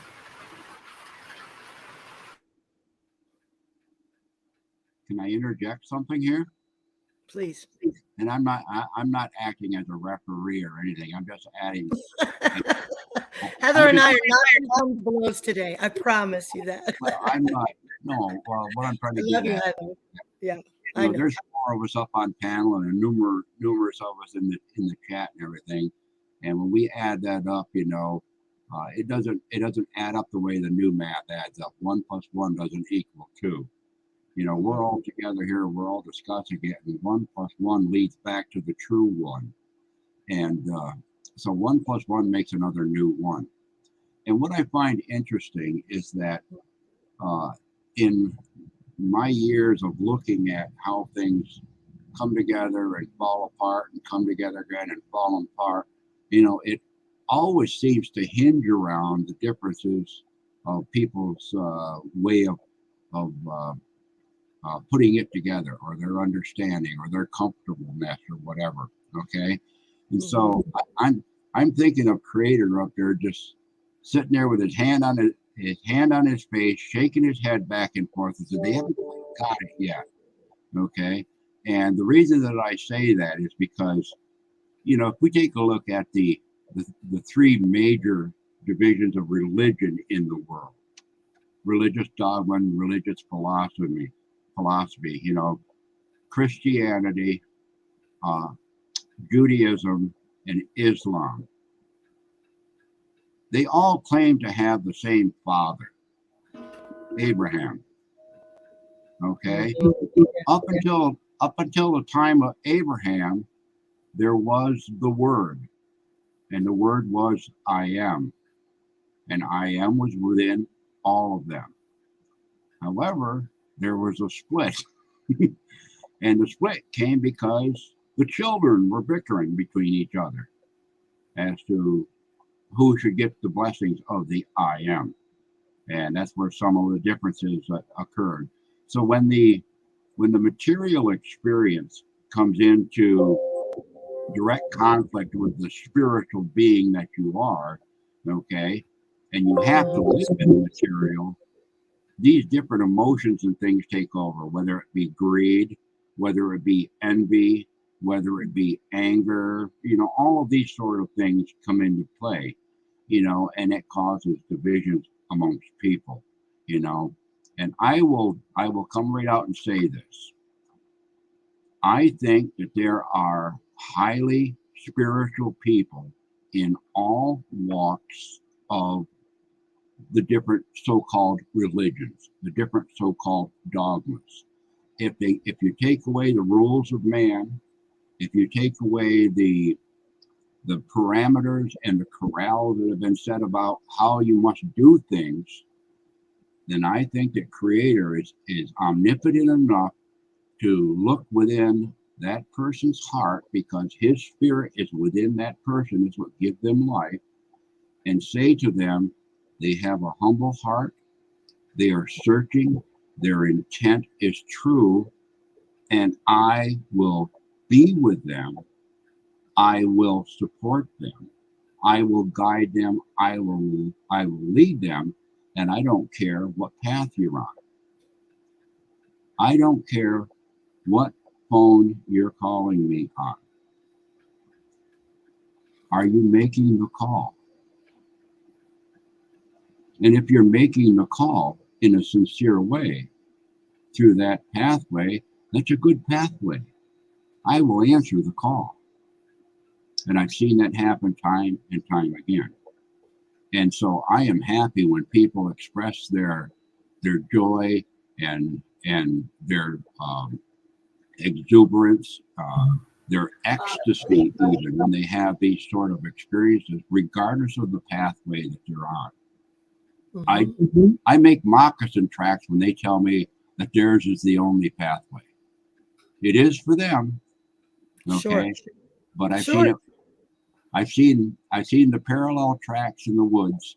The deer follow the trail. The predators follow a different trail off to the side, and the other animals follow this other trail. They all have their own pathways. They all seem to be headed to the same place. Okay, so I understand we can all walk our own pathways and still get to the same destination. Yeah, I'll accept that. But by golly, I don't know if I want to walk on the bear's trail, because that means I have to watch where I put my feet, because you know what bears do in the woods. They crap any place they want to. Well, can I respond to that? Sure. If let's pretend everything in that Bible is true for a second, right? I know a lot of people don't accept the Bible. It's the greatest story ever told, right? Religion. I've heard that one before. And for sure, it's it's interesting to me, because sometimes people want to quote the Bible, and they want to take the Bible, and they want to use the Bible. And it's like this for me: either Jesus was a liar, a lunatic, or he's Lord. That's it. And I'm only interested in sharing about it from this perspective. Jesus talked about hell and money more than anything else in that book. If people don't want to be with God, if they don't believe that God had anything to do with that book, if there's a God, of course he wrote a book. Did man mess with it? Of course man messed with it. The Gospels are legit books to study and to learn from and to grow from. And in Christians, it's very few Christians that get it right where they can go around and share this message and not be offending. Very few can do it, because we're talking about hell, sin, and Jesus rose from the dead. He's the only one. They got Buddha's bones. No offense to the Buddhists here. They have the bones. They don't have Jesus's bones. And I know that a lot of people think this book, I Believe in Love, is just a story. And so I'm contending with that too, when in fact it changed my life and my husband and my kids. And we grew up reading the Proverbs every morning with our children. And now when people come at my 23-year-old daughter and tell her, "Oh yeah, I read the Bible. It takes a long time." And she knows those Proverbs. My kids know those Proverbs. And it's very difficult balance to walk and to be a Christian and not offend people. Jesus is the only one I know how to deal with sin. Yeah, there's a spiritual path we can connect to. All of us can connect to that, but I needed to experience the forgiveness of sin myself. I don't know how people deal with their sin, and it's not my business. I have a great commission to share and spread the gospel. So in that regard, I disagree. 26 years we've been in business, a little cleaning business. It's a nothing business, but my husband and I have surrendered and dedicated our lives to the God of this Bible, to Jesus, and said, you know what, do what you will with us. And we're going to just point people to you. Without condemnation, they're going to feel it and they're going to think it's from us, but it's not. We're just trying to share this love. And over the years, it's, when you see people receive that and you watch the Holy Spirit work in people and change their hearts, and they become a spirit-filled person completely, and they accept that love and free gift of salvation, and they understand. We could talk about hell and money, and maybe we won't get in an argument. I don't want to talk about hell or money. Those are the two things I really don't want to talk about. But it's interesting because those are the two things Jesus talked the most about. You quote the Bible. If you're going to quote the Bible, I would just say, you can't cherry pick stuff and then disregard the rest. That's all I'd say to that. That's what I have a hard time with. And walking. And see, therein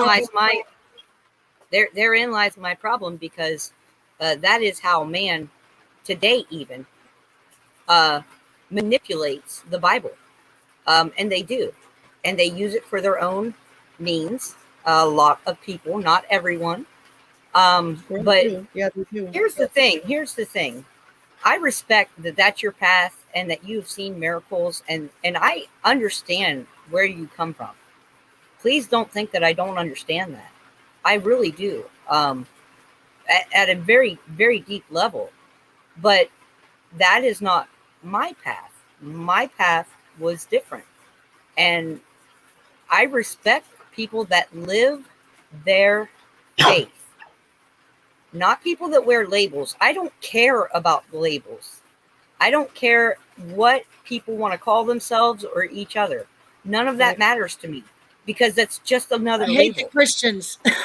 So I hate the Christians. Hate anyone. I'm just kidding. I'm just kidding. I don't hate anyone. I don't like telling people I'm a Christian. I'm like, I'm a Christian, but those Christians annoy me, Right. I'm just teasing. I've met a grand amount of people. Some of them are very genuine, faith-filled people who are living their faith.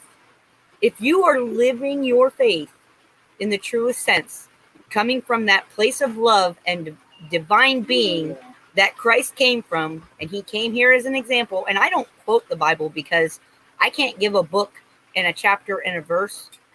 I have read the Bible. I've actually read several Bibles. and several other religious documents and stories, because Sure. that was my As have path I. of As research have for I, a you long know. time. Yeah. So- I've read lots of other books too, you know. Right. For sure.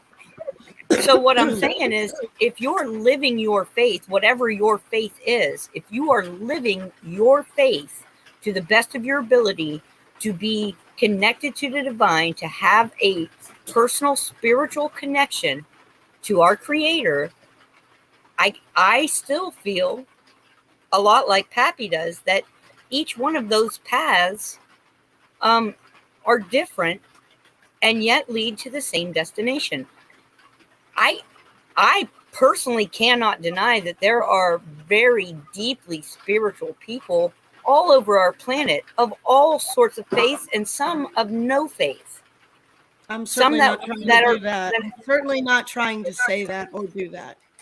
Oh no, I'm but I certainly mean, not. and I understand where you're coming from. So your perspective, and all you're doing is allowing people to know that your perspective personally comes through the Bible, comes through Christ, and that's fine.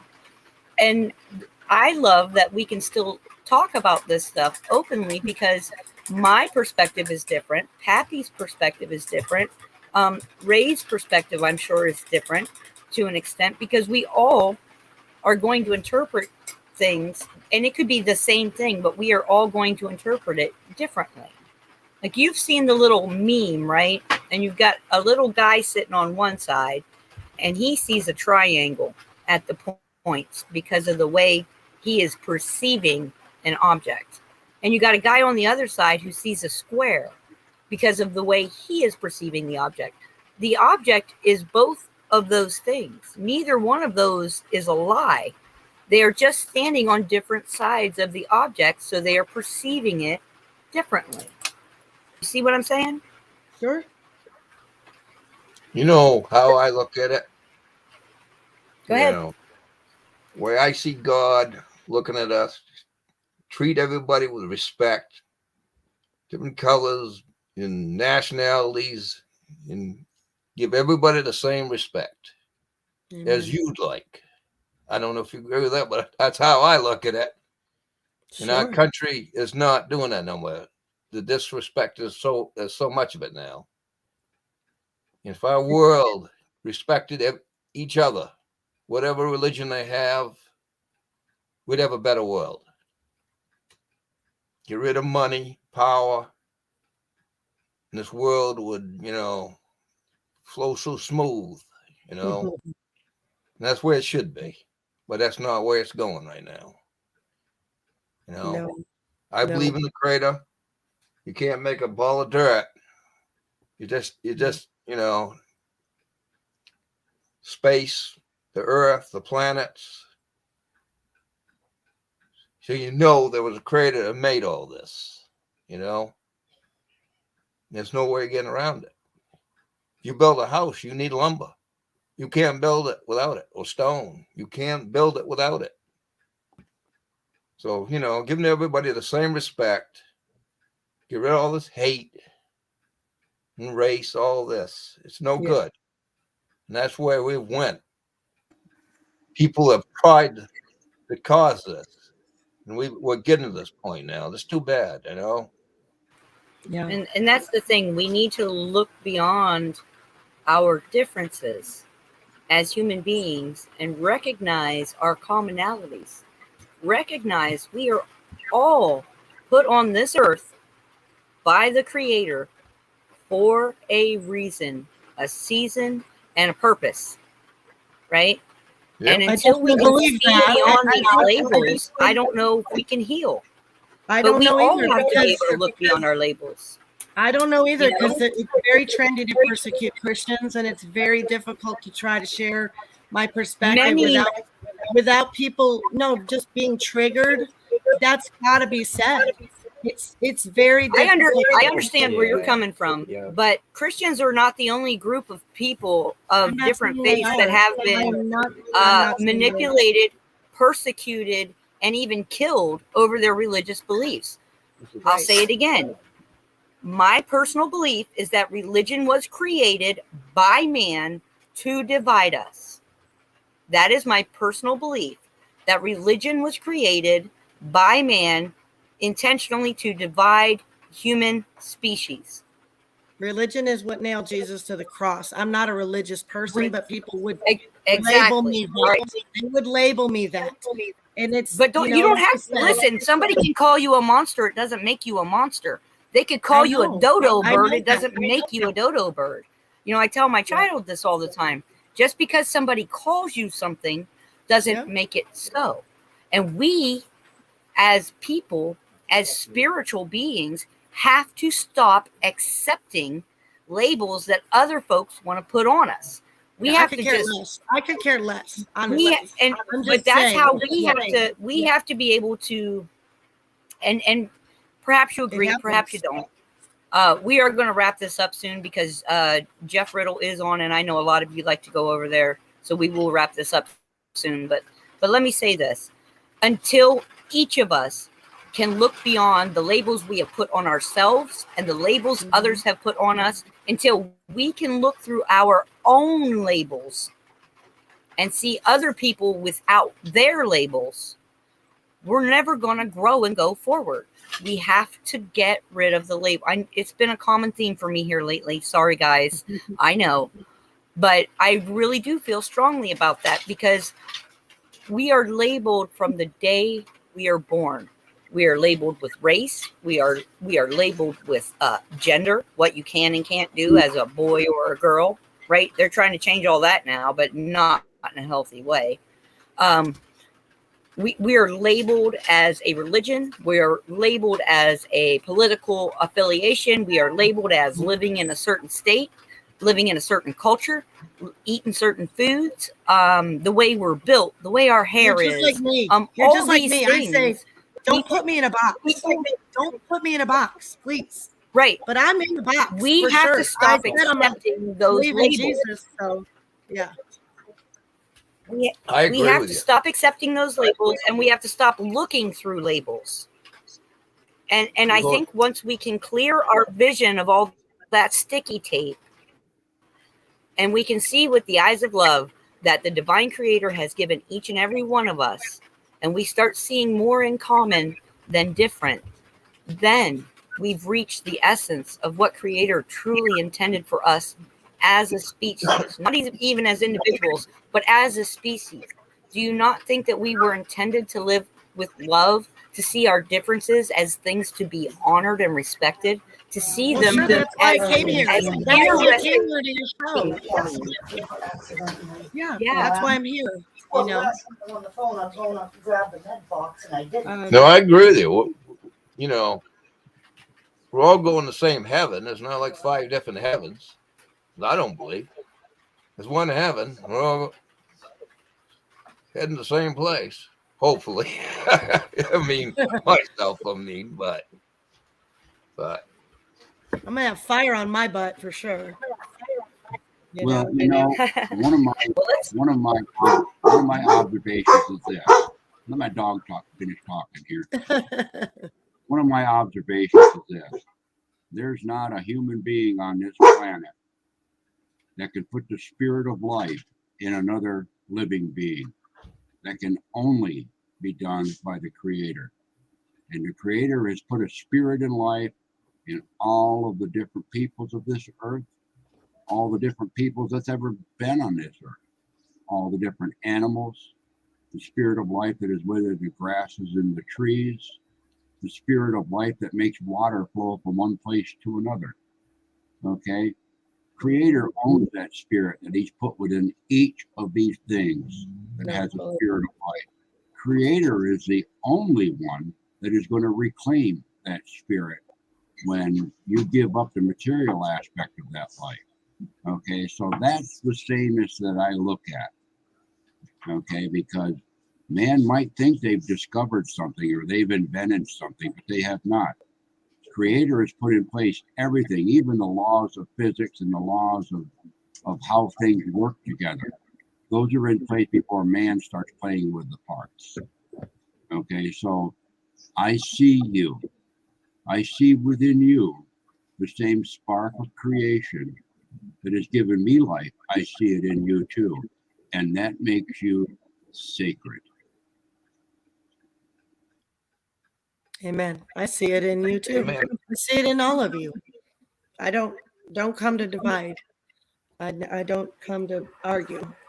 You know, I didn't. All right, my lovely family. I am going to ask each of you and whoever would like to go first.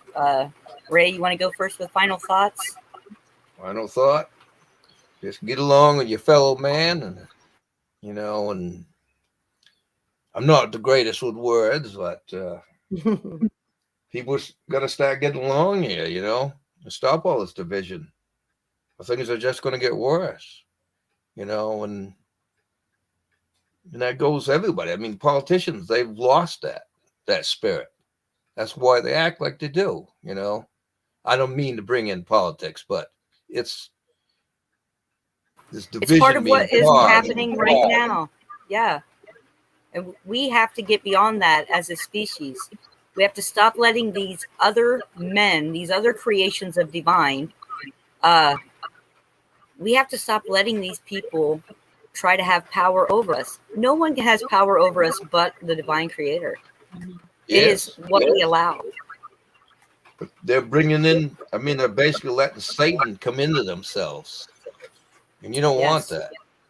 No. This satanic, they don't, they're bringing this into their bodies as Satan and causing all this. And that's my final. Nick, I'm really sorry you feel that way, Nick.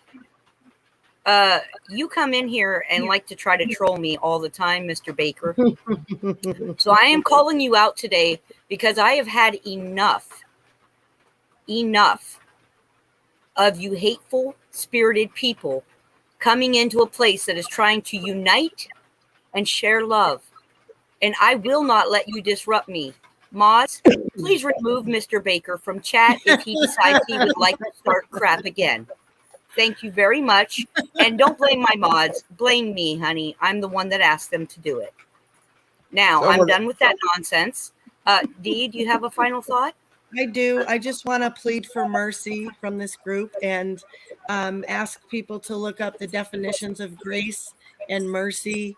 And I never really knew how to give grace and mercy to people without Jesus, but kudos to all of you that do. I love all you spiritual people. I see your beauty. I love you all. We love you too. Thank you. Pappy, sir? Well, let me just put it this way. I think Ray brought up a very significant point earlier. He may not have known it, but it was very profound. Okay, and you were talking about earlier in the program about preparedness and how to go about your life in difficult times. And one of the things that Ray brought up was building an outhouse. That doesn't seem to be an appropriate subject to bring up now, but you know what, folks? In life, crap is going to happen. It's best to be prepared for it. If what you're used to sitting on is no longer there, and crap is going to happen, prepare for it. So expect it. Yeah. When the crap comes along, throw it in the crapper. That's good. Yeah. That's the great giveaway. When you expect it, it is easier. That's a great visual and analogy, because one of my prayers used to be in the morning, and when I remember, I still say, help me to expect the unexpected. Help me to react properly. And I don't say it anymore, I don't think, because that's every day we wake up now. We're like, every day is an unexpected. We don't know what to expect. And my reactions are very poor sometimes. So I do self-reflect. I do rewatch streams sometimes, and I go, man, that was really ugly. You were really ugly, Dee, talking to myself, and I want to be a better person. And I don't mind getting on and being raw and exposing myself naked to the world so they can see how it works. This is how it works. You will see me be ugly. I hope you see me be beautiful next time. And there's some truth. You're wonderful, honey. Listen, the fact that you can express those emotions, right? But here's the part I'm uncomfortable with is that you go, whoa, it's great that you stop yourself and you say, whoa, wow, because I have those moments too. And I have to go, Heather, come on now. That was uncalled for. You shouldn't have done that. But literally before I go on every day, D, what I do is I say, Creator, let me be a conduit for whatever message needs to go out today. And I don't come on here with a planned discussion ever anymore, because I know whatever needs to be discussed will come through. And because I have faith that the Creator will help me express whatever message He wants me to have out there, I just let it flow that way. And it helps because I noticed that once I started doing that, let me be a conduit. Let me help. Let me give your message, what you want told, what you want shown. Help that come out, right? I had almost 0 times. Well, here lately, the energy's been really chaotic, but there are very few instances where I have to castigate myself anymore, because I'm not putting out my message. I feel like I am putting out the message being asked of me. The whole reason we came on here was because we were led to come on here. We were guided to come on. I didn't know what we would have a show about. I know a little bit about a lot of things, but I don't know a whole lot about any one subject. I'm not an expert in anything. You know a lot about living, and you guys are raw, and that's beautiful. I thank you for that. I appreciate you both. I love the couple that come on as our neck of the woods. I'm like, who are these people every time? And you do know a lot. I've learned a lot from you. That's why I love to come here. I know we have our differences, but I don't care about that. I want to connect with you. I love you, and I see the light in you. And, I can't help myself from being drawn to you, even if I were to do that, which I would never do, because I love people like you do, and we just want to connect. So thank you for. And I mean, our divine spirit, our divine spark within each and every one of us, and I want you guys to all hear this, okay? The divine spark that lives within each and every one of us wants desperately for our ego to let go and let love and connect with the person next to you, even if they were your most dreaded enemy 2 hours ago, okay? That divine spark wants to be connected again. Every fractal of a crystal wishes it were still part of the mountain it came from, right? Every twig of a tree loves being connected to the trunk. These are the things that we need to realize as a species. And I keep saying it as a species because I feel like this is so much bigger than us, so much bigger than our small group. It's worldwide, it's planetary wide. And the enormity of the connections that we as fractals of the divine creator, right? Because the way I see it is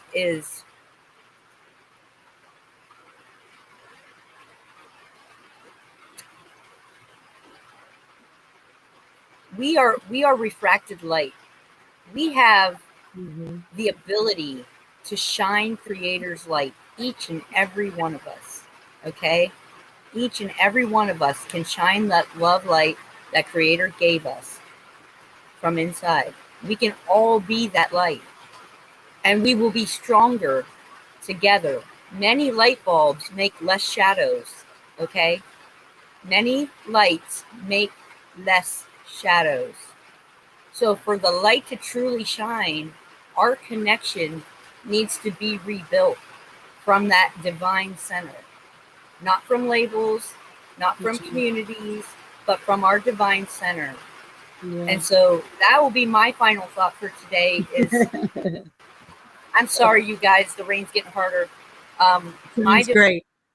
My thought today, my final thought is that we try to love from that place of divinity that God gave us, that each and every one of us has that inside of us. and that we, not even thinking of a face or a person or a name or a country or a border or a boundary, but we send that love light out to every brother and sister we have on this planet, and that we send prayers that this energy is taken and used in whatever way or means it is needed to whoever needs to receive it. Okay, so let's focus on love today. Let's focus that energy out into the great expanse. Go ahead, Pappy. I love you guys. Who's praying? I'm going to go stand up for the vets today. I got to go. We're bringing the jab to the vet hall, and we're showing up with our pitchforks and information, try to save some souls and bodies. So please pray for those vets. They don't deserve this. Absolutely. So I love you. Thank you guys. Bye bye, Happy, Dave. I'm going to say some more good stuff before I got off here. Happy, did you have more wisdom? I don't want to miss it. Did No, you have I'm all- another final thought? Okay. Love you guys. No, Bye-bye. Bye bye.